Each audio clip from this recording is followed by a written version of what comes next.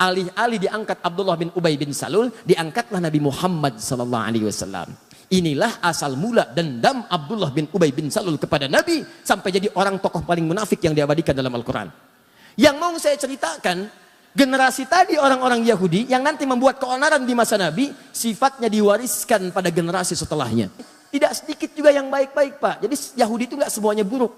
Ada yang baik, ada yang bagus keislamannya, tapi ada yang terwarisi oleh sifat-sifat keburukan sebelumnya. Siapa di antaranya? Abdullah bin Saba. Saya ulang ya. Kalau lan harfun nafyin wastiqbalin, huruf yang menafikan sesuatu sampai kapanpun, istiqbal. Tapi kalau la harfun nafyin saja, tidak ada istiqbal. Kalau sekarang tidak, mungkin ke depan bisa. Jelas ya? Masih ada peluang. Kata Allah, nih perhatikan baik-baik. Ada kata namanya millah, millatahum. Millah itu sebetulnya bukan agama asalnya. Awas, tapi sistem kehidupan. Pola hidup.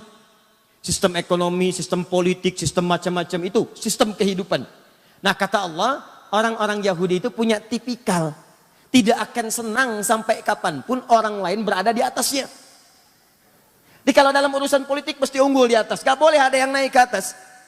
Kalau ada yang naik, dia mesti turun. Di ekonomi juga demikian, dia harus kuasai. Ya pasar modal kuasai, sistem ekonomi kuasai, bank kuasai. Gak boleh ada yang naik. Kalau kelihatan satu negara mau naik, turunin lagi. Bikin krisis, bikin macam-macam. Turun.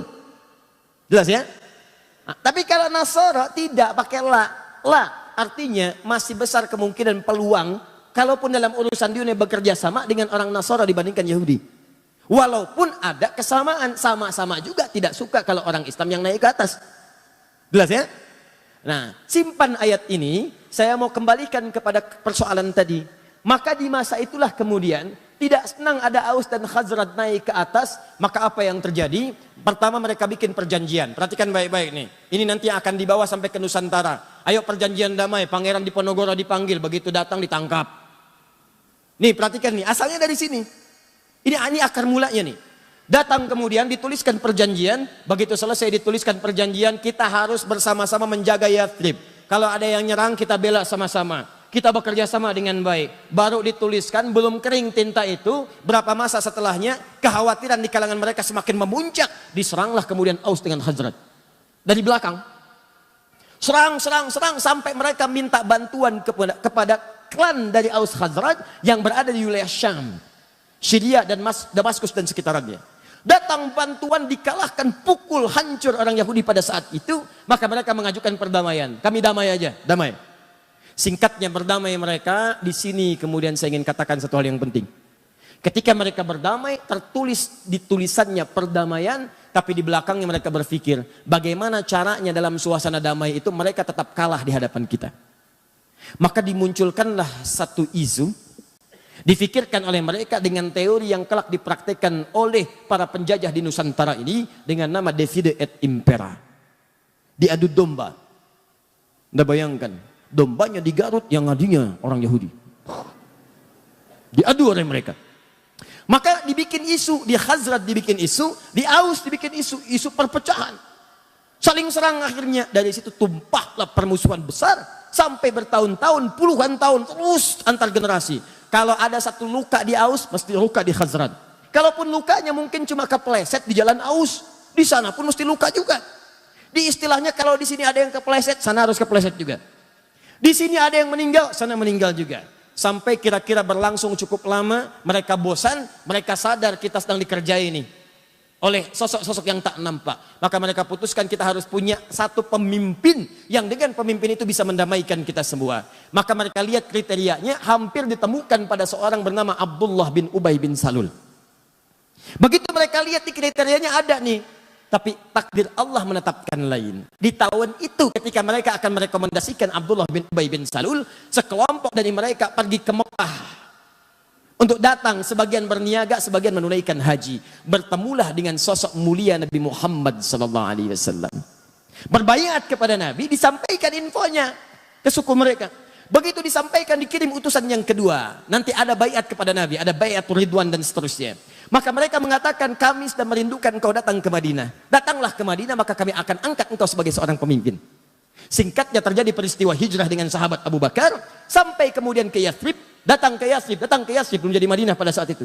Sampai datang itulah kemudian kotanya berubah, kemudian ditata oleh Nabi dari Yathrib, masih terbelakang, masih banyak yang kotor, tata di suasana yang rapi, bersih. Sesuatu yang tertata, rapi, bersih dalam daerah dikenal dengan nama Madinah. Muncul cahaya-cahaya kebaikan. Ya, semua perilakunya bagus, auratnya bagus. Sesuatu yang muncul dengan cahaya kebaikan disebut dengan Munawwarah. Maka berubahlah kota itu menjadi Al-Madinah Al-Munawwarah. Alih-alih diangkat Abdullah bin Ubay bin Salul, diangkatlah Nabi Muhammad SAW. Inilah asal mula dendam Abdullah bin Ubay bin Salul kepada Nabi, sampai jadi orang tokoh paling munafik yang diabadikan dalam Al-Quran. Yang mau saya ceritakan, generasi tadi orang-orang Yahudi yang nanti membuat keonaran di masa Nabi, sifatnya diwariskan pada generasi setelahnya. Sifat adu dombanya yang Aus dengan Khazraj tadi diselesaikan oleh Nabi, selesai. Itu diwariskan lagi pada generasi setelahnya. Begitu Nabi SAW wafat, maka mereka menyebar. Ada yang pura-pura masuk Islam, ada yang memprovokasi. Tidak sedikit juga yang baik-baik, Pak. Jadi Yahudi itu nggak semuanya buruk. Ada yang baik, ada yang bagus keislamannya, tapi ada yang terwarisi oleh sifat-sifat keburukan sebelumnya. Siapa di antaranya? Abdullah bin Saba. Abdullah bin Saba. Awas, kita sedang berbicara sejarah ilmiah nih. Dan tidak menyoal kalangan atau manapun. Ya, dikala nanti ada yang keberatan, duduk kita diskusi. Dan kita buka fakta sejarahnya. Sepakat ya? Nah, lihat sini.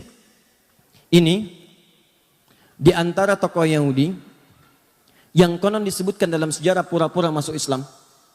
Dan ini salah satu sosok yang terwarisi oleh tipikal buruk Yahudi-Yahudi sebelumnya. Padahal Nabi sudah obati itu. Aus Hazrat saya persaudarakan, kata Nabi. Yahudi-Yahudi yang lain silahkan boleh tinggal. Kita berniaga, dudukan, bikin piagam Madinah. Tapi apa yang terjadi? Ada yang berkhianat. Suku-suku yang 3 tadi saya sebutkan tadi berkhianat. Menyalahi kesepakatan. Bahkan ada yang hendak membunuh Nabi.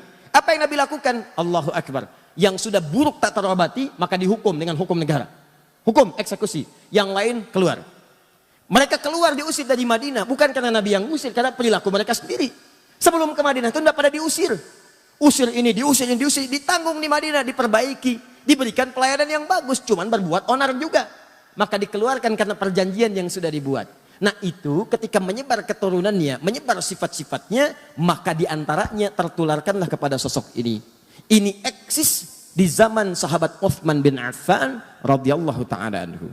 Ketika Uthman menunjuk kerabat-kerabatnya yang pakar-pakar di bidang ekonomi itu menempati pos-posnya, maka orang ini bergerilya langsung masuk bukan di wilayah Madinah. Karena kenal Madinah itu. Orang Madinah semua kenal Uthman. Uthman itu orang baik, gak mungkin nepotisme, gak mungkin milih yang salah dan sebagainya. Maka dia masuk ke wilayah yang sulit dijangkau pada saat itu untuk memberikan informasi yang cepat. Datanglah dia ke Mesir di Afrika Utara. Dari Mesir.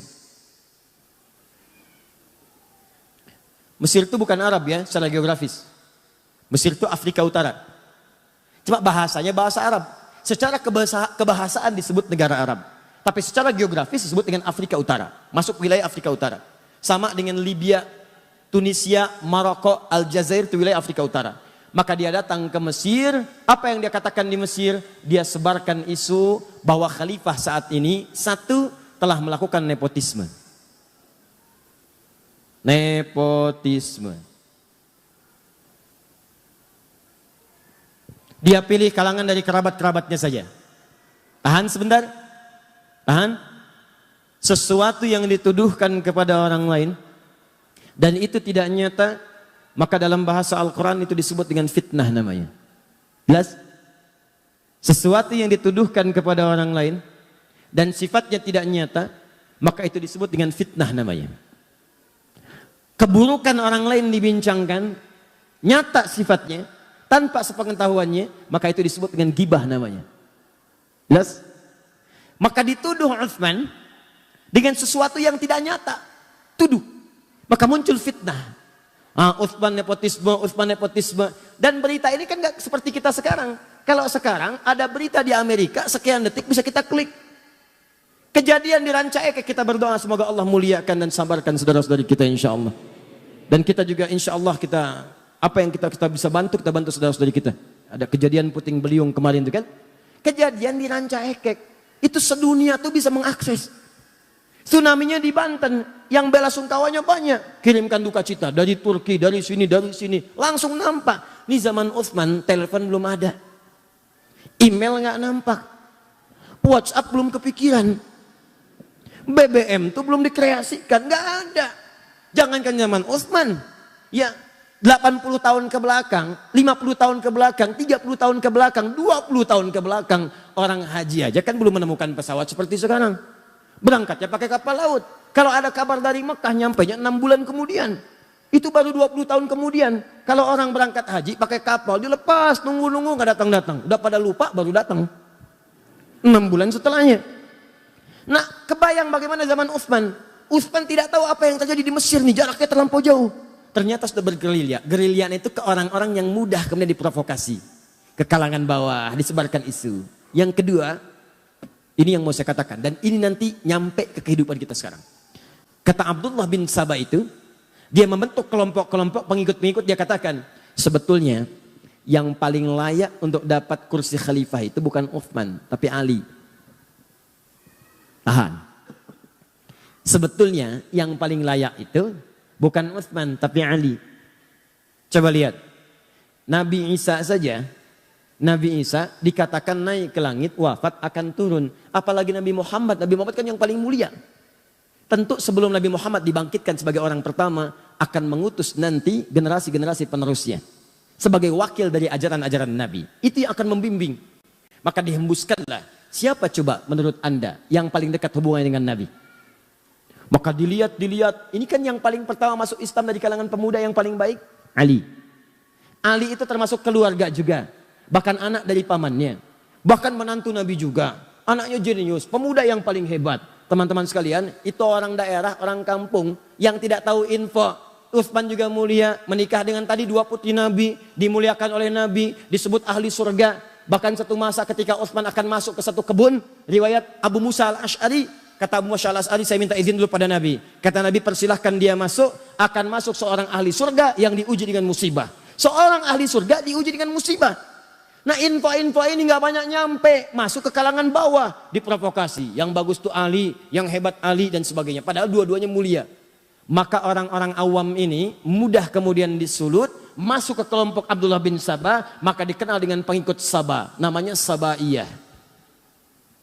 Abdullah bin Sabah dikenal dengan Sabaiyah. Saya agak cepat sedikit ya, mohon maaf karena waktu kita itu sangat singkat. Tahan. Maka terkumpul di wilayah Mesir. Dia coba infiltrasi wilayah Madinah, begitu masuk mental. Jadi karena orang tahu Utsman tinggal di Madinah, tahu kebiasaan Utsman, jadi begitu akan menyoal Utsman, sebetulnya Utsman begini ya, jangan bicara tentang Utsman. Utsman lebih baik dari apa yang Anda katakan. Utsman kok nempatkan saudaranya di situ? Utsman itu lebih paham karena Utsman itu pakar di bidang ekonomi, dia tempatkan mungkin salah. Mental. Dia pergi ke daerah. Setelah itu apa yang terjadi? Setelah diprovokasi masanya makin banyak, maka Abdullah bin Sabah kemudian masuk dan mengatakan pada pengikutnya di wilayah Mesir itu, datanglah kalian kemudian ke kota Madinah. Sampaikan protes kalian. Kepung tulisannya Utsman. Datangi Utsman di sana. Maka mereka bergerombolan datang ke wilayah ini, datanglah ke Madinah. Ini yang datang ini bukan cuma datang. Ada yang bawa pedang, ada yang bawa pisau, ada yang bawa pentungan besi. Datang. Begitu intelijen menyampaikan kepada Utsman ada pergerakan dari wilayah Afrika Utara menuju ke sini. Apa isu yang dibawa? Mereka ingin minta penjelasan kepada Khalifah Utsman bin Affan. Kenapa mengangkat saudaranya begini. Apakah benar Ali paling utama dan sebagainya. Maka Utsman karena disebutkan kemudian Ali, nepotisme dan sebagainya, Utsman perintahkan Ali, kamu kasih penjelasan. Apa kata Ali? Saya katakan dari awal, ingat kata-kata saya? Bukankah di antara yang paling jenius di antaranya Ali bin Abi Thalib? Ali mengatakan kepada Utsman kurang lebih bahasanya, ya Khalifah, akan lebih baik kalau Anda langsung yang menemui rakyat menjelaskan. Kalau saya jelaskan bisa, tapi tingkat kepuasannya berbeda. Kalau orang datang ke istana, ke pusat kekuasaan, maka Ali menyampaikan satu pendapat yang sangat brilian, dan ini warisan dari Nabi SAW. Akan lebih baik kalau pemimpinnya langsung yang menemui. Karena itu akan memberikan kepuasan tersendiri kepada rakyatnya. Utsman ketika mendengar usulan itu, bagus usulannya, baik saya akan temui. Demikianlah kalau di lingkaran sekitaran pemimpin ada orang-orang yang mengusulkan kebaikan, maka pemimpinnya akan ikutan baik. Beda kalau di sekitarannya ada orang-orang yang tidak baik. Orang dah datang berbondong-bondong, ini pergi. Ini jadi masalah. Lalu, saya sedang berbicara tentang hal yang lain ya. Jangan pikirkan yang tidak-tidak. Ya, saya bicara tentang Ali, bukan Jainuddin. Ini contoh-contoh, bukan saya nggak nyolong yang lain-lain, hati-hati. Ingat ya, catat kata-kata saya. Alhamdulillah. Baik. Baik. Alhamdulillah. Sebetulnya inisiatif itu bagus. Tapi menghapus pada yang saatnya belum dihapus, itu yang masalah.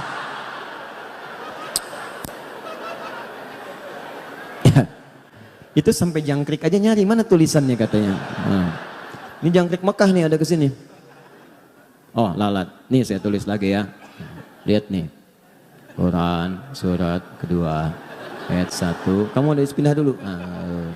Lihat sini. Udah ya. Pindah langsung pergi. Ayo hapus lagi. Alhamdulillah. Sudah? Maka Utsman menerima usulan Ali bin Abi Thalib. Kemudian disampaikanlah, diterima itu semua. Ayo datang, terima dengan lembut. Kalau bahasa kita, kenapa kemari? Kami gak puas, marah tuh masa. Utsman tenang aja. Tenang aja, marah ini itu. Itu gak ditahan tuh. Bawa pedang dibiarin, bawa pentungan dibiarin. Bahkan Utsman kasih pengumuman.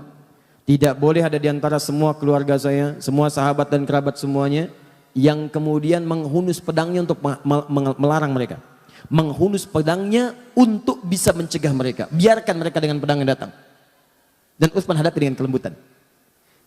Kembalikan ke sarungnya, kata Utsman. Maka Ali tidak mengeluarkan.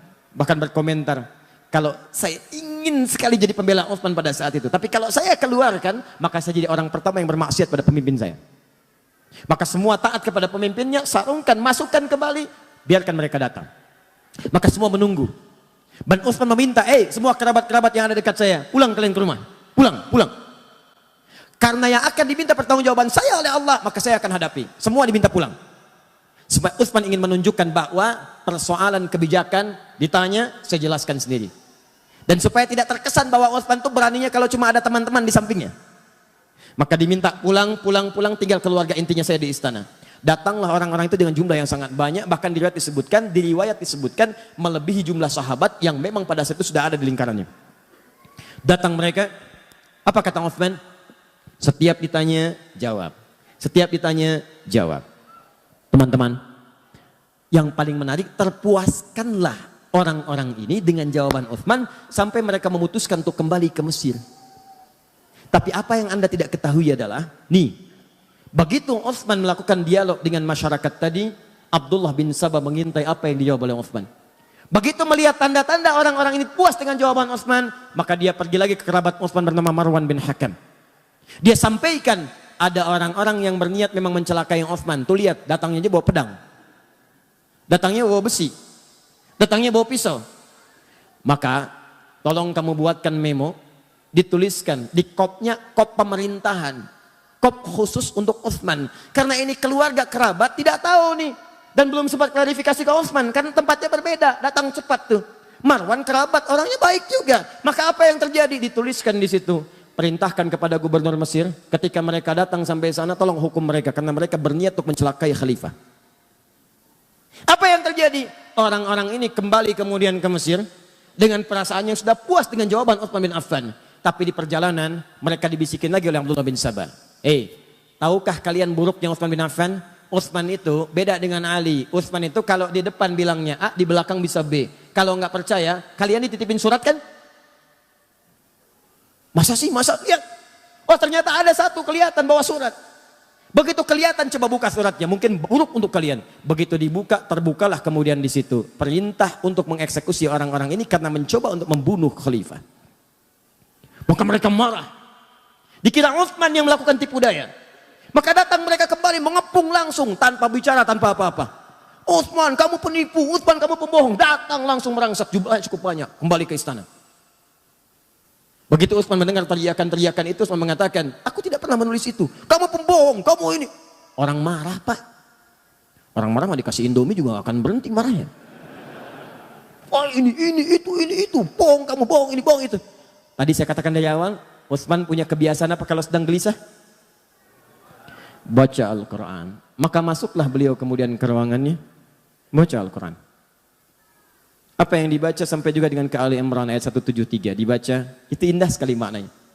Sampai terus dibaca, ada yang menyebutkan riwayat bahwa beliau kemudian ketiduran, saat sedang tiduran bermimpi bertemu dengan Nabi SAW. Dengan Umar, dengan Abu Bakar As-Siddiq radhiyallahu ta'ala anhuma. Kata Rasulullah disampaikan, Abu Bakar menyampaikan, Umar menyampaikan. Terakhir kata Abu Bakar dan Umar, wahai sahabat mulia, kamu jangan dulu buka ya, nanti kamu bukanya bersama kita dengan Rasulullah SAW. Dalam keadaan puasa, sedang baca Al-Quran, bermimpi bertemu bersama Nabi, Umar dengan Abu Bakar As-Siddiq radhiyallahu ta'ala anhuma.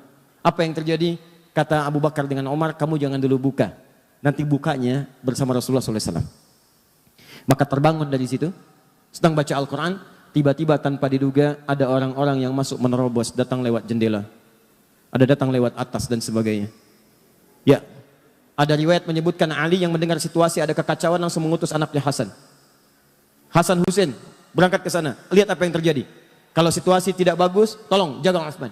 Apa yang terjadi? Begitu sudah sampai sana, didorong Hasan dengan Husain menjauh mereka. Saat ada keributan keluar itulah beberapa orang naik ke atas, ada yang naik ke atap, ada yang masuk lewat jendela. Maka mereka langsung mendobrak, langsung masuklah ke kamar Utsman bin Affan.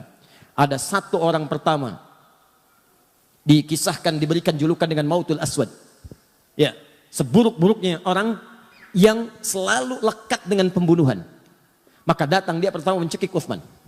Begitu dicekik Utsman bin Affan, tanpa tanya, tanpa kalimat langsung cekik. Begitu dicekik, pingsan Utsmannya, jatuh, dikira sudah meninggal. Begitu kemudian ada gerakan lagi, datang lagi satu orang. Satu orang ini langsung mengeluarkan pedangnya, dia melakukan tebasan kepada Utsman bin Affan. Ya, lalu Utsman mengatakan, inilah darah pertama yang menghadirkan pembunuhan. Maka saat itu datang lagi yang lain menghantam. Gak terima dengan perkataan Utsman. Datang yang satu lagi, apa yang dia lakukan? Allahu Akbar. Maka orang ini mengeluarkan besi tadi yang saya katakan, potongan besi, maka ditusukkan. Ada yang mengatakan tusuk dari depan sampai tembus belakang. Dan dari nyanggutnya. Sampai kemudian ada yang merasa bersalah, dia pergi. Ada satu lagi setelah dalam keadaan sekarat demikian, dihalangi oleh salah satu saudari pada saat itu. Kemudian dilewati juga, ada yang lompat langsung ke dadanya Utsman bin Affan. Dalam keadaan sekarat yang parah, tertembus kemudian besi itulah. Satu orang kemudian mengakhiri ya ajalnya Utsman bin Affan. Tiba ajalnya dengan izin Allah. Tapi caranya persis seperti apa yang disampaikan oleh Nabi SAW. Seorang yang syahid ditimpa musibah. Maka naiklah orang ini menghunjam dengan kakinya dadanya Utsman bin Affan. Diinjak langsung. Begitu diinjak, terhembuslah kemudian nafas yang terakhir dari sahabat Utsman bin Affan. Setelah mendengar Utsman itu meninggal dunia, kabur orang-orang ini menyebar. Masanya makin ricu, terjadi kericuhan di Madinah sampai dengan 4 hari. Maka para sahabat berkumpul, ini fitnah pertama. Fitnah pertama yang terjadi. Maka para sahabat berkumpul untuk mengatasi kekacauan ini, maka mereka bersepakat mesti ada pemimpin baru yang diangkat untuk mengatasi kekacauan. Karena kekacauan sudah menyebar. Khalifah tidak ada, pemerintahan tidak stabil, wilayah makin luas. Maka ini muncul pemberontakan di sini. Ini muncul pemberontakan. Maka untuk mengatasi itu diangkatlah kemudian dengan mufakat semuanya sahabat Ali bin Abi Thalib. Perhatikan apa yang dikerjakan oleh Abdullah bin Sabah. Begitu Ali diangkat, dia gerilya lagi. Ini yang kita nantikan. Ini yang paling hebat. Saat yang bersamaan, dia juga masuk ke wilayah-wilayah sahabat-sahabat dari keluarga Utsman bin Affan, Bani Umayyah. Di Bani Umayyah itu siapa saja? Banyak. Ada Muawiyah, ada Amr bin As, ada yang jadi gubernur di Damaskus di Syria. Masuk info pelan-pelan dari bawah. Kalau Ali sengaja tidak menolong Utsman supaya Utsman cepat meninggal dan digantikan oleh Ali bin Abi Thalib. Masuk fitnah lagi. Tuh lihat bagaimana hembusannya tidak berhenti sampai di situ. Begitu wafat diangkat Ali sibuk menyelesaikan pemberontakan. Padamkan ini, padamkan itu, padamkan ini. Sementara Abdullah bin Sabah melihat seperti itu, dia melihat, ini kalau begini terus, peluang saya habis dengan kelompok-kelompok saya. Maka dia masuklah kemudian lewat orang-orang terdekat dari kalangan sahabat, termasuk istri Nabi SAW, Sayyidah Aisyah. Dia masuk ke Talha radhiyallahu ta'ala anhu. Dia masuk ke Zubair, itu Zubair radhiyallahu ta'ala anhu. Masuk ke wilayah sahabat. terutama masuk ke wilayah sahabat yang dekat hubungannya dengan Utsman bin Affan, klan Utsman, sampai ke Bani Umayyah. Mereka katakan, perhatikan tuh, Ali itu memang benar-benar sibuk dengan kekuasaan sampai lupa menghukum kisos orang yang telah membunuh Utsman bin Affan. Sebetulnya masalah gampang, kalau ini dikisos selesai masalah. Tuh lihat cara berpikirnya. Padahal pemberontakan itu sudah banyak pada saat itu. Maka ketika infiltrasi yang buruk ini masuk, disebarkan isu, maka menyebar kemudian. Jadi panaslah kalangan-kalangan itu. Datanglah perwakilan mereka kepada Ali bin Abi Thalib. Mengatakan, Ali, ini sudah berlalu, kenapa belum dikisos mereka? Kata Ali, sebentar. Ini kan yang datang masa. Masa ini harus diteliti satu-satu. Harus ada bukti yang jelas, berikan saya waktu. Begitu menyampaikan demikian, tak puas semua, nggak bisa, ini nggak bisa. Disulut lagi dari bawah. Sampai terjadi kemudian perang Jamal. Perang Unta. Diprovokasi, masuk kemudian ke lingkungan para sahabat yang lainnya. Ingat teman-teman sekalian, para sahabat itu mulia, udul. Jangan katakan apakah para sahabat mudah terprovokasi, bukan. Karena cara pandang sahabat bukan provokasinya, cara pandang sahabat pada hukumnya. Sebagian mengatakan kalau salah, ketahuan harus segera dihukum. Mereka tahu yang salah si fulan, tapi Ali berpendapat buktinya perlu jelas dulu. Kan sekarang juga dua alat bukti yang jelas, demikian kan? Sahabat tahu ini pelaku si fulan, si fulan, si fulan. Cuma Ali perkenankan saya mengumpulkan bukti dulu. Yang lain minta segera dikisos karena sudah tahu si fulan, Ali bertahan dulu sampai mengumpulkan bukti yang kuat. Dikacaukan ini oleh tadi para penyusup tadi. Maka diprovokasi, kalian sahabat Nabi, kalian orang mulia, ini nanti akan diminta pertanggungjawaban oleh Nabi. Kenapa tidak dihukum? Tegur Ali sampai terjadi perang Jamal. Jamal itu unta. Karena peperangannya pada saat dipimpin oleh Sayyidah Aisyah menggunakan unta. Begitu sedang berperang itulah kemudian kata Ali dan para sahabat yang lain, ini unik nih. Sholatnya pernah sama-sama, pernah beribadah sama-sama. Dan mereka menegakkan nilai sama-sama. Yang satu prinsipnya baik, yang lainnya juga baik. Tegakkan hukum, yang kedua siap menegakkan, kami kumpulkan bukti. Dua-duanya benar ijtihadnya. Yang salah itu yang memprovokasi. Maka apa yang terjadi? Yang terjadi adalah dua-duanya mengatakan, tolong ya, kalaupun kita berperang, ini bukan untuk memusuhi, ini untuk menegakkan apa yang kita kemudian telah pahami. Jangan saling melukai. Ini aneh Pak, saling berperang, tapi jangan terkena sabatan pedang. Kalau bisa jangan orangnya, untanya aja. Itu terkenal dalam sejarah. Jadi begitu bertemu, nggak ada yang mau duluan. Nih, siapa yang menjadikan kacau situasi pada saat itu? Kelompoknya ini. Ini yang masuk. Dia yang masuk eksekusi duluan beberapa sahabat. Sehingga Talha syahid. Ibnu Zubair syahid. Tercatat hampir 4.000 sampai 6.000 sahabat syahid pada saat itu. Wafat. Maka semakin kacau situasi pada saat itu. Dihadirkan kemudian segala hal dan sebagainya. Sampai beritanya sampailah ke Damaskus, ke Syria. Pada tokoh yang masih sangat kuat pada saat itu. Teman-teman sekalian dari klan Bani Umayyah. Pada kekuasaan Muawiyah. Sampai dengan ke Amr bin As. Kemudian diantara pendukungnya. Maka ketika Ali menjelaskan situasi pada Sayyidah Aisyah. Ini begini. Beliau memahami akhirnya. Oh ternyata ini ada yang provokasi. Ini begini. Duduk. Semua duduk. Tapi itu tidak sampai kepada Syam di Syria. Yang saya katakan tadi, belum ada pesawat, belum ada telepon. Berita yang sampai di sana, pendukungnya Utsman dianiaya oleh Ali. Bayangkan. Sehingga ketika Ali mengatakan kita harus jaga stabilitas ini. Lebih baik kuatkannya pemerintahan dulu. Aisyah akhirnya ya mengakui kita bayat. Semua bayat. Tenang. Tapi sampai ke Syam itu nggak nyampe beritanya. Akhirnya apa yang terjadi? Diprovokasi. Karena ini sudah perlakuan yang buruk, maka kami, kata ini nih, pengikut ini datang ke sana, kami hanya akan mengangkat khalifah bukan Ali, yang kami angkat Muawiyah saja. Maka diangkatlah kemudian khalifah di sana sampai mendeklarasikan sebagai khalifah baru. Anda bayangkan tuh, fitnahnya luar biasa. Maka apa yang terjadi? Sudah nggak sempat, konon ada yang menyebutkan Muawiyah kirim utusan untuk klarifikasi, tapi di tengah jalan kemudian dieksekusi. Begitu dieksekusi oleh kelompok dari sini, sempalan sini, nyampe berita ke sana, Ali yang eksekusi. Semakin kuat kemudian rasa bencinya, marahnya, diprovokasi demikian, maka menyiapkan pasukan. Disampaikan juga kepada Ali, Muawiyah sudah menyiapkan pasukan, tidak mengakui kekhalifahan. Maka secara singkat disampaikan, Ali pun mesti siapkan pasukan. Maka dua-duanya menyiapkan pasukan, dikenal dengan perang Siffin itu. Maka apa yang terjadi? Ali mengatakan, ini karena sudah makar terhadap negara, kita harus bereskan, tapi dengan cara yang mulia. Sama kayak tadi tuh, pelan-pelan, karena sama muslim. Gak ada yang mau nyakiti, gak ada yang mau macam-macam. Ini masuk lagi nih. Yang ini nih, aduh. Nanti saya tunjukkan kepada Anda, ini cuma contoh orang, tapi pemikirannya diwariskan. Dalam setiap hal-hal yang terjadi semacam ini, Anda akan temukan provokator-provokator bertebaran. Termasuk sekarang semakin bertambah eranya, tapi ini nggak akan berubah. Termasuk di YouTube juga banyak provokator nanti. Nanti akan temukan itu. Kembalikan ke sini. Jadi begitu sudah masuk, singkatnya bertemu, lebih besar pasukan dari sebelumnya, terjadi peperangan itu sampai pasukan Muawiyah terdesak. Ya, apa yang terjadi pada saat terdesak Muawiyah? Saya katakan di belakang kan ada Amr bin As yang seterusnya, itu jenius. Kata mereka, sudah kita kalau teruskan akan kalah nih. Dan makin banyak korban. Gini aja, supaya duduk sama-sama diskusi, duduk dengan baik, maka kita lakukan tahkim. Tahkim itu tombak Al-Quran. Ya, kemudian bukan ditombak untuk menunjukkan sesuatu yang kotor, bukan. Maksudnya untuk berhukum dengan hukum kitabullah. Kenapa menggunakan tombak? Karena mudah diangkat begini. Kalau ngangkat orang kan belum ketahuan apa maksudnya. Begitu dipanah dari belakang, meninggal, repot lagi. Maka yang diangkat Al-Quran begini, semua berbaris di belakang Muawiyah. Ketika berbaris, diangkat kemudian mushaf. Saat diangkat itulah kemudian Ali mengatakan, tidak itu siasat, saya tahu itu siapa yang bikin. Karena Ali kenal Amr bin As. Tanya dulu mereka, kalau mereka ingin tahkim, mereka harus menyerah dulu. Mereka harus menyerah. Kalau sudah menyerah, baru tahkim. Karena situasinya sedang demikian kacau. Kalau tidak menyerah duduk sama-sama, maka mustahil bisa diskusi dengan baik. Ini Ali. Wah, ketika Ali perintahkan, terus dorong mereka sampai mereka menyerah. Maka yang satu golongan mengatakan, Ali kamu nggak benar nih.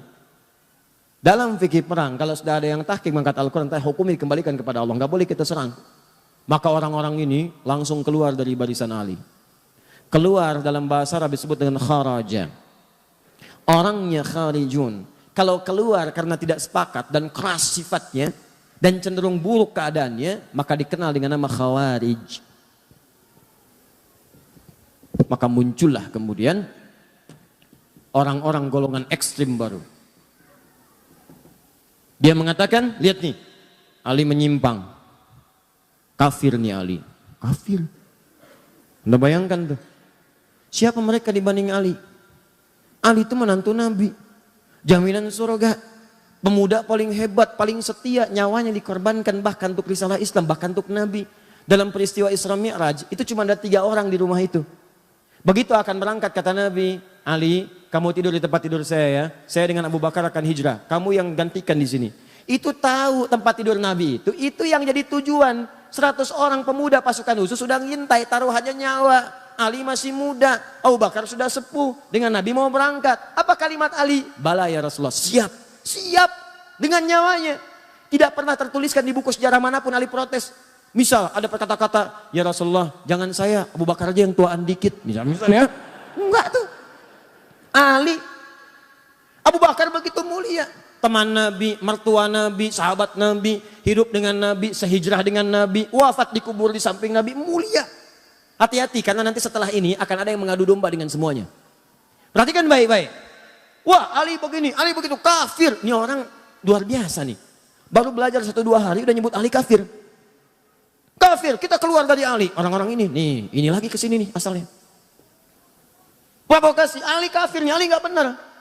Melanggar ketentuan Allah, kafir Ali. Maka keluar dia. Mereka ini termasuk menyalahkan Muawiyah karena berontak kepada Ali. Termasuk menyalahkan Ali karena tidak menyelesaikan itu dengan tahkim.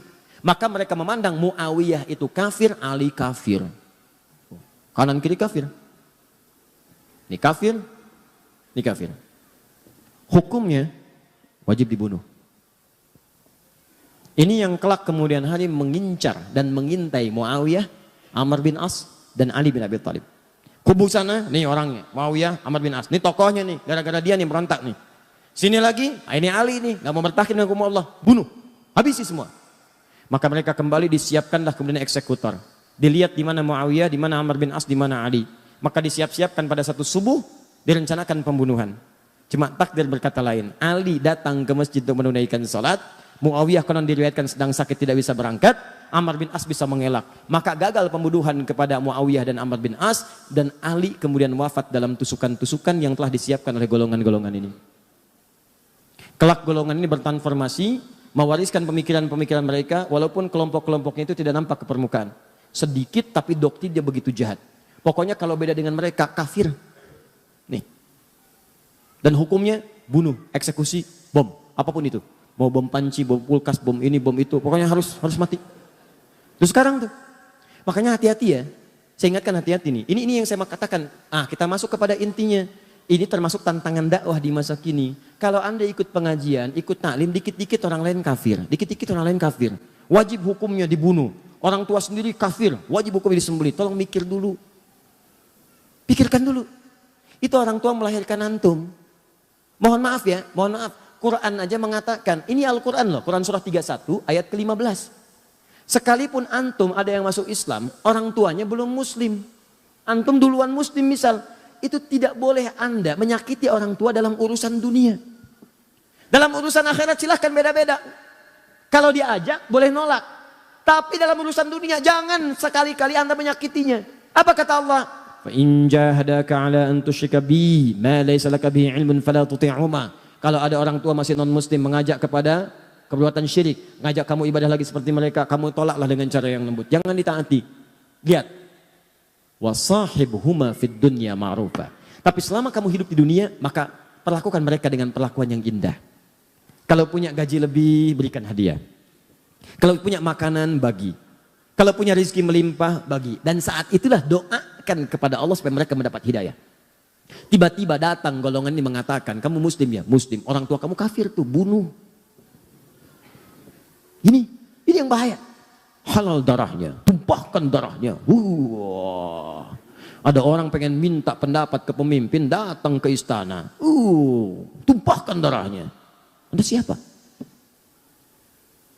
Nah ini kayak gini nih, tembak, bom, ini semua. Datang kemudian, ke Jalan Tamrin, bawa mobil, dar meledak. Itu yang dibom siapa? Yang meninggal siapa? Dan semua bertentangan dengan hukum Al-Quran. Katanya Anda berpedoman pada Quran. Kata Quran, buka kembali ayatnya teman-teman sekalian. Lihat lagi ayatnya. Siapa yang sengaja merencanakan pembunuhan? Wa may yaqtul mu'minan muta'ammida fajaza'uhu jahannam. An-Nisa ayat 91 sampai 92 itu. Siapa yang merencanakan pembunuhan pada satu orang sengaja apalagi dia beriman, maka balasannya neraka jahannam. Khalidan fiha, kekal di dalamnya nggak pernah keluar. Anda mau haji, mau umrah, haji setahun sekali, umrah, baca Quran sampai khatam, sampai hafal, sampai jadi hafid, tapi sengaja merencanakan pembunuhan terhadap satu orang saja beriman, kata Allah nggak peduli, neraka jahannam, kekal di dalamnya. Wa ghadiballahu alaihi, dan Allah murka kepadanya. Kalau nggak taubat, murka. Anda tidak disukai di Soreang, pindah Ranca Ekek. Nggak disukai Ranca Ekek, pindah Kota Bandung. Kota Bandung nggak suka, pindah lagi Bekasi. Banyak harapan di Bekasi, harapan indah, ujung harapan sampai ke Duta Harapan dan seterusnya. Tidak disukai di sana, pindah. Di Indonesia nggak disukai, pindah. Tapi kalau Allah tidak menyukai Anda, mau pindah kemana? Wala'anahu, dilaknat dia, wa'adalahu 'adzaban 'azima, dan dijanjikan siksa berkali lipat. Pertanyaan saya, orang beriman yang mana yang mau punya cita-cita masuk neraka jahanam? Makanya tolong dipikir dulu. Kalau ada yang ngajak-ngajak bom ini, bom itu, masuk markas polisi, bom, bu. Itu di sana banyak orang-orang beriman, masuknya musola juga. Masuknya masjid juga. Ini masjid diror. Masjid diror dari mana? Apa kriterianya? Lihat dulu. Bahaya orang kayak gitu. Itu waktu kejadian bom Jalan Tamrin itu. Saya di Lampung langsung ditanya, Ustadz, apakah bom di Jalan Tamrin termasuk jihad fisabilillah? Saya bilang, Pak, sependek pengetahuan saya, jihad fisabilillah itu jihad di jalan Allah, bukan di Jalan Tamrin. Kaidahnya lain, Pak. Paham ya? Kemudian ketika mereka keluar dari barisan Ali itu disebut dengan Khawarij dan melahirkan paham tadi. Jadi hati-hatinya kalau pengajian itu ada yang begitu. Ya, ini hati-hati nih, tembak, bom, bunuh ini tanpa alasan, maka itu yang bahaya. Dan itu sekarang diciptakan. Tahu orang-orang tahu. Karena yang buat dulu ini nih sama juga dibikin lagi kelompok-kelompok. Diciptakan di bawah. Ini doktrinnya dibawa lagi. Yang bikin siapa? Yang paling bahaya bukan umat Islam. Dibawa oleh orang-orang punya kepentingan untuk mencitrakan Islam itu buruk. Diciptakan golongan semacam ini, dikirim kemudian, kirim ke Syria, kirim ke ini, kirim ke itu. Muncullah kemudian orang-orang ekstrim. Tembak, bom, ini hancurkan. Makam dihancurkan, ini dihancurkan. Di mana ada ajaran Nabi menghancurkan makam? Itu paling bahaya. Hati-hati kalau ada ajakan-ajakan tuh di media sosial. Datang ke Syria, datang ke ini, datang ke itu. Tapi yang Anda lihat itu seperti ini nih. Ciri-cirinya begini. Hidup Anda itu sudah tidak berarti. Oh, tidak berarti, enak aja. Ya. Kalau tanpa ridha Allah Subhanahu, benar sampai situ. Tapi kata Ali, kalimatul haq urida bihal batil. Kata-katanya benar, cuman maknanya digeserkan kepada yang buruk. Di brainwash. Seakan-akan ini yang harus dilakukan. Jelas? Hati-hati dengan ini ya.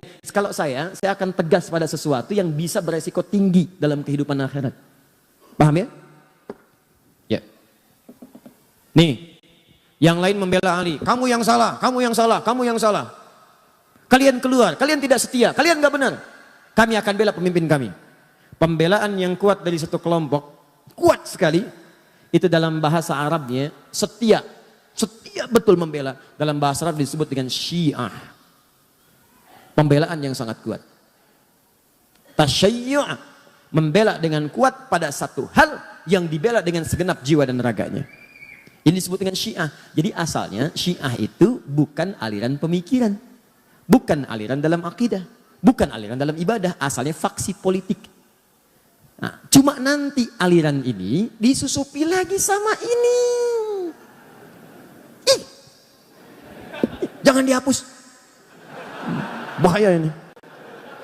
Karena antum hapus pun gak akan berpengaruh kepada perilakunya. Ingat itu. Datang lagi, nyusupin lagi. Apa yang dikatakan oleh orang ini?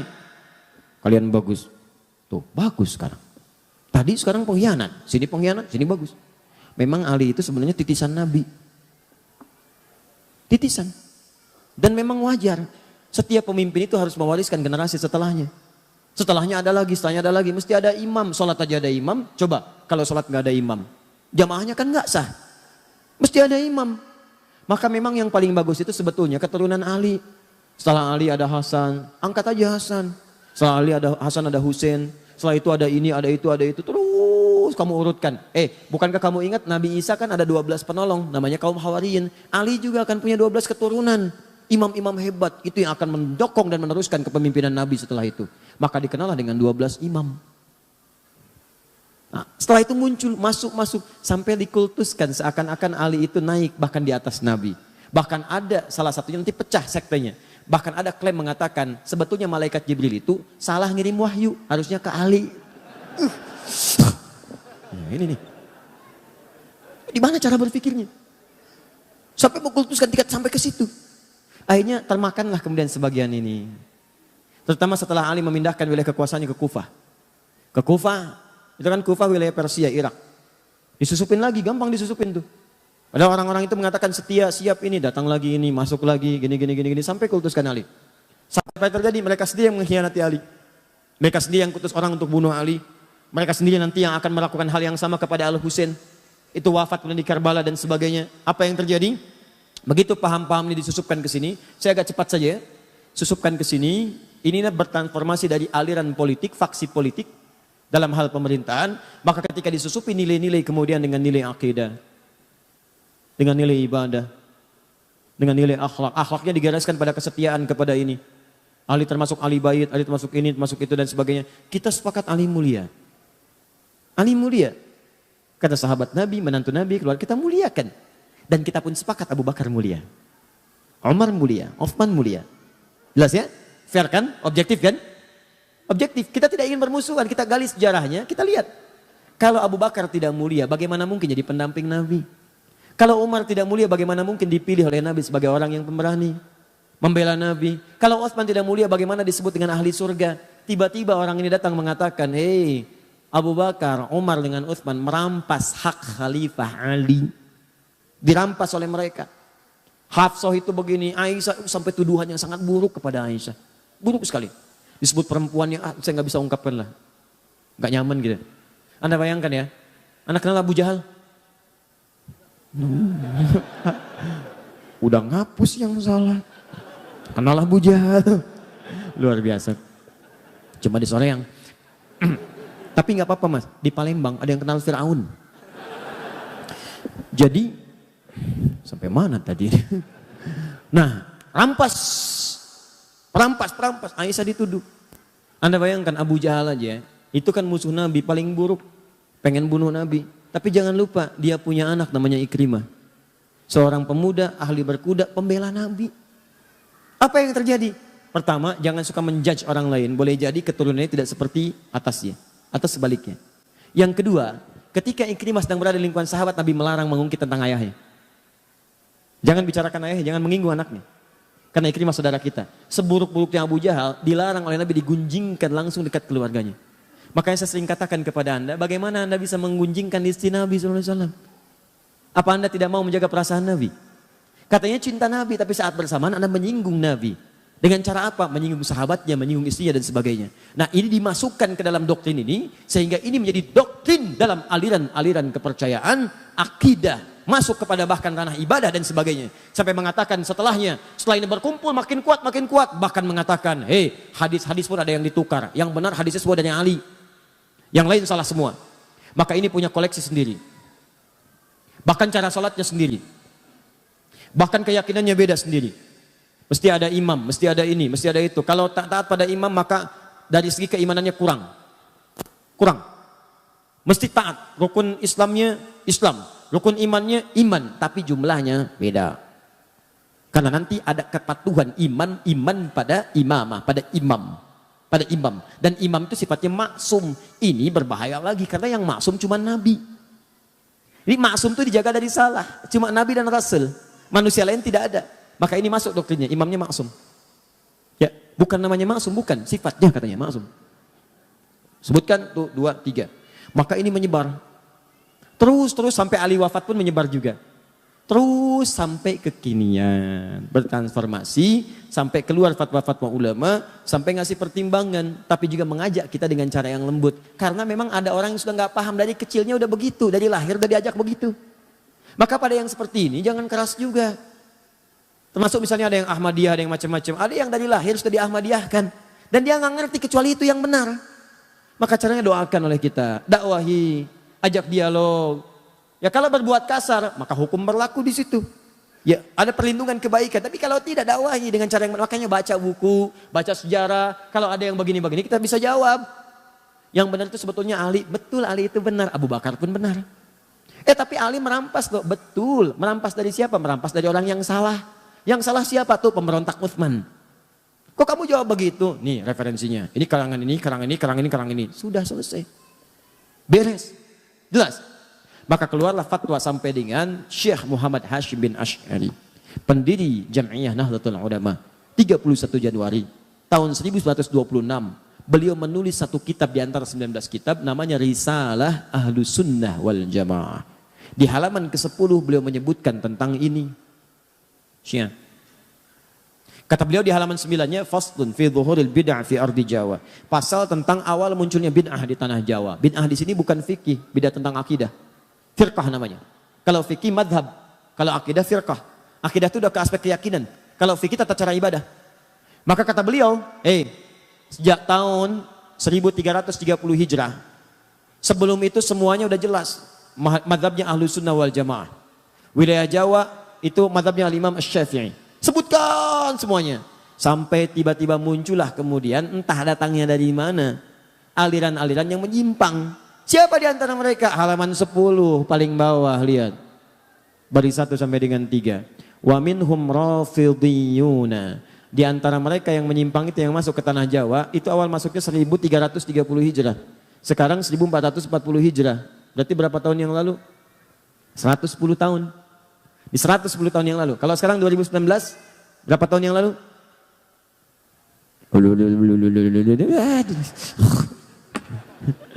Ya pokoknya 110 tahun yang lalu. Ya, baik, datang ke tanah Jawa. Apa yang dilakukan? Rafidhiyun. Rafidhi itu menunjuk kepada orangnya. Rafid. Sifat yang disebut Rafidah. Apa Rafid itu? Menolak dengan cara yang kasar. Ya, radda menolak. Tapi menolak dengan cara yang kasar, rafadha. Minum mas. Terima kasih, itu lembut. Ini minum mas. Non sianawan aing. Luar biasa. Siawani ka aing, siawani aing sieun. Pokoknya. Itu rafadha namanya. Itu mas. Begitu ditolak, orangnya namanya Rafid. Jamaknya Rafidhiyun. Kenapa disebut dengan Rafidhiyun? Karena mereka menolak keabsahan Khalifah Abu Bakar, Umar dengan Uthman. Tolak oleh mereka, enggak benar. Karena mereka menolak semua riwayat yang datang dari klan-klan ini. Hadisnya salah, ininya salah, keyakinannya salah. Mereka punya klan sendiri. Maka kata Syekh Hashim, lihat, yasubbuna sayyidana Abu Bakrin radhiyallahu ta'ala anhu wa Umar bin Khattab radhiyallahu ta'ala anhu. Mereka kerjaannya seringkali mencela Abu Bakar dan Umar khususnya. Cela habis. Cela, semua yang salah. Anaknya Abu Bakar cela. Pokoknya perlakuannya buruk gini. Hafsah anaknya Umar cela juga. Nggak layak jadi istri Nabi. Bahkan disebut Nabi itu dijebak. Bagaimana Nabi bisa terjebak? Perempuan tidak baik. Bagaimana Nabi bisa menikah dengan perempuan yang tidak baik? Ini kan akal kita aja menolaknya. Coba Anda bayangkan. Tolong ya, pakai sedikitlah kecerdasan kita. Kita itu manusia, 90% akal kita itu, otak kita 90% cerdas. 5%-nya jenius. Lambat 5%, lambat itu bisa pindah naik. Tolong dari 90% pakai 1% aja. Masa iya Nabi ditipu sampai menikah dengan perempuan yang tidak baik? Bagaimana Allah bisa mengizinkan itu? Nabi kan maksum. Coba kita sadari dengan baik itu. Maka apa yang terjadi setelah itu? Dimunculkan ini semua. Kata Syekh Hashim, hati-hati dengan aliran ini. Wa yubaliguna hawa Sayyidina Ali bin Abi Thalib radhiyallahu ta'ala anhu. Dan mereka terlampau mengkultuskan Ali bin Abi Thalib. Kata beliau, kita menghormati Ali. Beliau keluarga Nabi, kita menyayanginya. Kita bersalat kepada Nabi dan keluarganya. Kita juga menyayangi Abu Bakar, disebutkan hadis-hadisnya. Menyayangi Umar, disebutkan hadisnya. Hadis tentang berprasangka baik pada sahabat. Hadis berbuat baik pada sahabat. Bahkan beliau menukil hadis halaman 11 di pertengahan. Apa yang beliau katakan? Lihat, kata Nabi, mengutip kata-kata Nabi. Kalau Rasulullah SAW akan bersabda, apa yang beliau sampaikan? Akan datang pada satu masa bagi kalian. Akan datang di satu masa bagi kalian sekelompok orang yang mereka senang mencela sahabat-sahabat saya. Hadis selesai. Jika Anda menemui mereka, lihat ini. Fala tusalli bihim wala tusalli ma'ahum. Jangan sholat dengan mereka, jangan disolatkan oleh mereka. Maksudnya mereka jadi imam, kalian makmum. Jangan berjamaah dengan mereka. Fala tunaqiuhum, jangan besanan dengan mereka. Tuh. Awas tuh. Keras sekali kalimatnya. Keras. Bahkan nanti ada nada-nada ancaman. Itu hadis Nabi disebutkan. Maksud beliau menampilkan ini ada perbuatan yang salah. Beliau bukan memaksudkan mencela orangnya. Nabi bukan memaksudkan memburuk-burukan orangnya, bukan. Maksudnya waspada, ini aliran sangat bahaya. Bisa memecah belah, bisa ribut nantinya. Maka cara kita adalah balas dengan cara-cara terbaik dengan menerangkan. Ini loh maksudnya awalnya begini. Paham ya? Nah, maka kalaupun ada di sekitaran kita yang seperti itu, pertama kita berdoa kepada Allah. Semoga mendapatkan hidayah untuk jadi baik dalam kehidupan. Yang kedua, kitanya pun belajar, baca lagi, baca sejarah. Sehingga ketika nanti diskusi kita punya argumentasi, terangkan. Kalau sudah kita terangkan gak mau juga, itu pilihan masing-masing. Jelas ya? Dan itu dijamin oleh negara, pasal 29 ayat 2. Negara menjamin kemerdekaan tiap-tiap penduduk untuk memeluk agamanya masing-masing dan beribadah menurut agama dan kepercayaannya itu. Jelas ya? Nah, maka ini tantangan dakwah yang kedua selain tadi Khawarij. Kenapa saya sampaikan ini teman-teman? Karena ini kekinian bertransformasi dan banyak bertebaran di sekitaran kita sekarang. Saya tanya, ada paham-paham yang gampang mencap kafir yang lain? Ada, bahkan sekarang lebih dahsyat. Kalau dulu mikir-mikir dulu, bunuh, itu mikir dulu. Sekarang begitu mudahnya. Tebar bom, tebar ini, tembak, eksekusi dan sebagainya. Dan yang paling berbahaya, gerakannya masif lewat media sosial sekarang. Tahukah Anda? Saya beberapa pekan ke belakang ini sedang menyelesaikan kasus-kasus ini, masuknya ke pesantren. Anak-anak pesantren. Bahkan sempat saya duduk satu ruangan, kumpul anak pesantren. Pertanyaannya udah ada list mereka, hampir semua sama begitu. Ya, ini disebutkan, ini zalim, ini zalim, ini zalim. Berlaku hukum mati, berlaku, ya Allah. Saya lihat pelan-pelan, dari mana tahunya? Dari Quran sini, Quran surat berapa? Ayat berapa? Nah, ayat sebelum itu apa? Ayat setelah itu apa? Riwayat dari siapa? Saya tuliskan. Kamu ini hafal Quran juga tidak, bacakan nggak mampu, bisa menyimpulkan hukum, tahu dari mana? Saya terangkan nih, Qurannya nih, ini ayatnya begini, buka mushafnya, lihat mushafnya halaman sekian, paling kanan sebelah bawah, lihat sini nih. Sebelumnya ini, kaitannya dengan ayat yang ini, kaitan sebelumnya ayat yang ini. Untuk menafsirkan ada namanya siyak, ada lihak, ada sibak. Ustaz apa itu lihak? Lihak itu bukan saudara kamu, lihak itu ini nih. Siyak itu ini, terangkan. Setelah itu baru, oh bukan oh, salah itu. Perbaiki begini. Wah, pelan-pelan berubah. Paham ya? Baik. Sama juga teman-teman sekalian dengan yang kedua ini juga waspada. Ini tidak disukai. Dan yang paling bahaya dari semua itu adalah Awal mulanya muncul dari provokasi. Provokator itu termasuk kalangan orang-orang munafik, itu yang langsung diisyaratkan oleh Al-Quran. Yang paling dahsyat tidak disebutkan nama-namanya. Dalam kaidah tafsir disebutkan, kalau ada informasi tidak disebutkan nama, tokoh, tempat, dan kejadiannya, ini menunjukkan kejadian itu akan berlangsung kembali di masa depan dengan tokoh-tokoh yang berbeda. Tantangan dakwah sekarang bukan muncul pada kelompok-kelompok ini semata, nama-nama dan sebagainya. Karena kita sudah paham dari sejarah. Yang paling bahaya itu adalah provokasinya menyebar ke lingkungan dakwah. Dulu Ali disampaikan provokasi, diadu dengan Utsman, diadu dengan Sayyidah Aisyah, diadu dengan Tolha. Mereka ulama, paham fikih. Sekarang ulama juga diadu. Ustadz diadu, masuk ke YouTube, Ustadz Adi diadu dengan Ustadz lain, potong videonya, hajar 1, 2, 3, dimunculin tuh. Ah, itu juga sama, provokator. Itu keturunannya ini nih yang tadi yang gak dihapus nih. Sama, akhirnya muncul tahdzir episode 1, episode 2. Sering katakan, gak ada kerjaan, kalau Anda mau cari kesalahan orang akan selalu ditemukan. Karena saya manusia, antum mau cari sampai kapanpun akan ketemu. Antum yang buang-buang energi. Saya mah nggak dirugikan. Saya mah apa tuh? Ya. Coba cek, antum buruk-burukan saya. Pahala antum pindah ke saya. Dosa saya diambil antum. Apa ruginya saya? Karena itu saya sering katakan nggak ada kerjaan. Dan saya nggak pernah marah. Silakan, saya nggak akan marah. Saya malah mendoakan antum supaya tobat. Dan kalau saya nggak marah, antum juga jangan ikutan marah. Kan aneh ustadz yang nggak marah, jamaahnya marah. Jelas ya? Maka ini teman-teman sekalian, kejadian seperti ini mudah diadu-adu. Kenapa nggak saling duduk? Yang paling bahaya tadi tuh sifat-sifat Abdullah bin Sabah tadi. Masuk ke sini anggap kamu yang paling benar. Masuk ke sini anggap kamu yang paling benar. Sekarang kenyataan. Ikut pengajian masuk ini yang paling benar. Yang lain salah semua. Ada nggak sekarang? Ada. Masuk ke sini jangan ngaji dengan yang itu. Masuk ke sini jangan begini. Itu salah semua. Itu bid'ah. Mau kaji kemana? Ustadz Adi. Oh Ustadz bid'ah ya? Bukan Ustadz Adi. Nah ini kan jadi persoalan. Itu kalau ada yang demikian-demikian, itu artinya mengakomodir kepentingan-kepentingan buruk di masa lalu. Yang paling aneh adalah Anda menjelek-jelekan Syiah. Anda menyalahkan Syiah dan benar salahnya. Tapi saat bersamaan Anda juga menerima provokasi di masa lalu. Itu kan aneh. Kenapa tidak saling duduk sama-sama duduk? Apa masalahnya?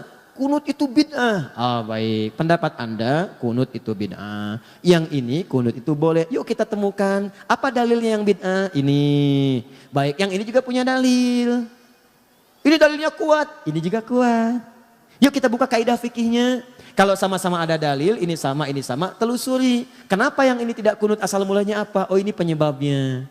Kenapa yang ini kunut? Oh ini penyebabnya. Ternyata dua-duanya punya pandangan dalil-dalil yang sama, cuma cara menyikapinya berbeda. Maka ini yang disebut dengan tanawu namanya. Silahkan kerjakan. Yang ini benar, yang salah yang tidak sholat subuh. Yang repot kan begini, bid'ah. Pokoknya yang kunut semua bid'ah. Gak bisa. Bid'ah itu dolalah. Oh itu neraka. Nar. Apa Anda mau mengatakan Ibnu Umar ke neraka? Apa Anda mau mengatakan Al-Hasan ke neraka? Apa Anda mau mengatakan Imam Syafi'i ke neraka? Anda siapa Ferguson? Enak aja. Kita lihat dulu. Ini kan agak aneh. Akhirnya apa yang terjadi? Masjidnya kosong. Kok bisa komplek di sini gara-gara paham tidak kunut, masjidnya kunut. Keluar dari komplek semua subuhan. Pindah ke tempat lain. Siapa yang memakmurkan di sini? Kalau ada yang kotor di lantai, jangan ditinggalkan rumahnya, sapu kotorannya. Gitu. Dan saling berkenalan, diskusi kan enak. Antum kan tidak akan dihisap dengan kesalahan orang lain. Tapi kalau antum tidak pernah mau duduk, diskusi, ngobrol, bicara, kan pilihan kan masing-masing. Jangan sampai perbedaan pendapat membuat Anda tidak bisa minum teh bersama, duduk bareng-bareng. Ngopi, bagi yang ngopi. Duduk bicara, ta'aruf, kenalan dengan yang lainnya. Kan prinsipnya jelas, tak kenal maka tak. Bukan tak sayang ta'aruf bu. Ta'aruf, ibu kenal suami tetangga tidak harus sayang. Masa kenal suami tetangga, kenal dan langsung sayang. Tak kenal maka ta'aruf. Bisa aja. Udah. Jelas ya? Nah, saya tanya, fitnah ini dahsyat tidak? Dahsyat. Pengaruhnya terasa sampai sekarang? Sesuatu yang dahsyat terasa besar, sampai juga tantangannya terus sampai kemana-mana akhirnya. Kemana-mana. Itu dalam bahasa Arab disebut dengan kubra namanya. Kubra. Maka muncul istilah fitnah kubra. Fitnah itu akhirnya menyebar kemana-mana lewat persoalan yang berbeda-beda. Akhirnya dengan tujuan yang sama mengarahkan keburukan pada kehidupan berkeprimanusiaan. Akhirnya saya menyarankan kepada semuanya hati-hati dengan indikasi-indikasi keburukan. Tapi kalau tidak sepakat, duduk dialogkan. Kecuali kalau tindakan sudah anarkis. Anarkis balas lagi dengan pembelaan-pembelaan yang benar yang dibenarkan oleh hukum. Jelas ya?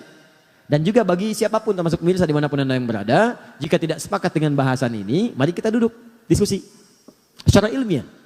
Ya, Anda punya referensi, kami punya referensi. Kalau referensi kami salah, jangan pernah merasa ingin membela kesalahan. Akui, oh ini keliru, yang benar ini. Kalau Anda benar, maka kita ikuti. Kalau saya benar, Anda salah, saya tidak paksa Anda mengikuti saya. Fair kan? Objektif ya? Nah, itu baru kita nyaman dalam belajar. Maka itulah inti materi kita pada hari ini. Nanti ada yang lain lagi. Apa yang lain lagi? Dahsyat dan sekarang terjadi. Dan kreativitasnya tinggi sampai masuk ke televisi. Dan itu diungkap oleh Syekh Hashim dalam kitabnya Risalah Ahlussunnah wal Jamaah. Yang paling bahaya, itu bisa menggugurkan amalan-amalan Anda sebelumnya, bahkan bisa memasukkan Anda ke neraka. Dan dahsyat itu terjadi kekinian. Apalagi sekarang musim-musim ini mau mendekat amalan ini bisa terjadi. Nah sekarang apakah amalan ini teman-teman sekalian? Itu yang akan kita bahas bulan depan nanti. Ya, sekalian saya bawa kitabnya sekalian saya tunjukkan. Ini. Wah pokoknya luar biasa lah Pak. Kalau dulu itu cuma sekedar datang. Kalau sekarang tampilannya lain. Pakaiannya kayak ustadz. Ininya begini. Bahkan ada di TV ada macam-macam. Anda mesti hati-hati. Karena itu bisa menjerumuskan. Kata beliau ini sangat bahaya. Bahkan ada yang bisa menjerumuskan ke neraka. Nah apa amalannya? Bulan depan. Ya. Sekira itu ya. Sudah jam 10. Kita istirahat dulu. Dan kita pahami dengan baik itu diamalkan. Insya Allah jam 12 saya ada di Al-Murabbi. Sekalian saya menulis buku baru. Itu dibahas nanti malam. Nanti malam di Istiqomah kalau saya tidak keliru. Itu bahagia dalam naungan Al-Quran dan Sunnah. Yang siang di Al-Murabbi kita akan bahas nih. Amalannya ringkas. Tapi pahalanya begitu melimpah. Kalau Anda kerjakan amalan itu. Dosa-dosa Anda seketika akan gugur dan pahala Anda naik. Kalau Anda meninggal pada saat itu. Insya Allah statusnya juga syahid. Apakah amalan itu? Nanti siang. Gak ada zuhur. Subhanakallahumma bihamdika asyhadu an la ilaha illa anta astaghfiruka wa atubu ilaik. Wa akhiru da'wana alhamdulillahi rabbil alamin. Al'afu minkum. Sebelum saya tutup dengan salam, saya ingin mengajak pada kita semua. Pertama, ini kita sedang banyak diuji ya. Ya ada juga ustadz-ustadz kita yang diuji dengan penyakit, Ustadz Arifin, ya, Ustadz Bernard, ustadz yang lainnya juga mungkin yang tidak saya ketahui. Ada juga mungkin teman-teman dari yang lain yang tidak hadir juga diuji. Ini juga ada yang satu orang tuanya sakit, ada yang kanker serviks, ada yang diuji di lingkungan. Kita sama-sama berdoa kepada Allah Subhanahu wa taala, semoga Allah angkat penyakitnya, Allah berikan kesembuhan segera dan Allah muliakan kita semua insyaallah. Allahumma taqabbal minna innaka antas samiul alim wa tub alaina innaka antat tawwabur rahim. Allahumma rabbana ya Allah ya arhamar rahimin salli ala habibikal karim rasulikal mustafa amin sayyidina Muhammadin wa ala alihi wa sahbihi ummati ila yaumiddin. Allahumma rabbana la tada' lana fi maqamina hadha wa fi kulli maqamin dhanban illa ghafartah wa la hamman illa farajtah. Ya Allah, jika ada di tempat ini atau kerabatnya ya Allah yang datang membawa lumuran dosa, jangan biarkan meninggalkan tempat ini kecuali Engkau telah ampuni segala dosa-dosanya. Kalau ada yang hadir di sini membawa kegelisahan, jangan biarkan dia meninggalkan tempat ini kecuali Engkau telah tenangkan keadaan hatinya. Allahumma wala maridan illa syafaitah. Ya Allah, jika ada di tempat ini atau kerabatnya, keluarganya, teman-teman kami, sahabat kami tengah Engkau uji dengan penyakit seberat apapun, maka mohon angkat dan sembuhkan segala penyakitnya. Allahumma ya Allah ya Rabbal Alamin wala asiran illa yassartah. Jika ada yang hadir di majlis ini membawa kesulitan di rumah tangganya ya Allah, apapun di pekerjaannya atau kehidupan sosialnya, maka mohon dengan keikhlasan amalannya ya Allah, ringankan segala kesulitannya dan hilangkan segala kesulitannya. Allahumma taqabbal minna innaka antas samiul alim wa tub alaina innaka antat tawwabur rahim. Allahumma ikfina ya Allah bi halalika an haramik, ikfina ya Allah bi ta'atika an ma'siyatik, ikfina ya Allah bi fadlika amman siwak. Ya Allah, mohon cukupkan kami dengan yang halal daripada yang haram. Cukupkan kami agar bisa berbuat taat dan menjauhi maksiat, dan cukupkan kami mengharap keutamaan darimu saja daripada yang lainnya. Allahumma rabbana atina fid dunya hasanah fil akhirati hasanah wa qina adzabannar. Bifadlika subhana rabbika rabbil izzati amma yasifun wa salamun alal mursalin. Subhanakallahumma bihamdika asyhadu an la ilaha illa anta astaghfiruka wa atubu ilaik. Wa akhiru da'wana alhamdulillahi rabbil alamin. Assalamualaikum warahmatullahi wabarakatuh.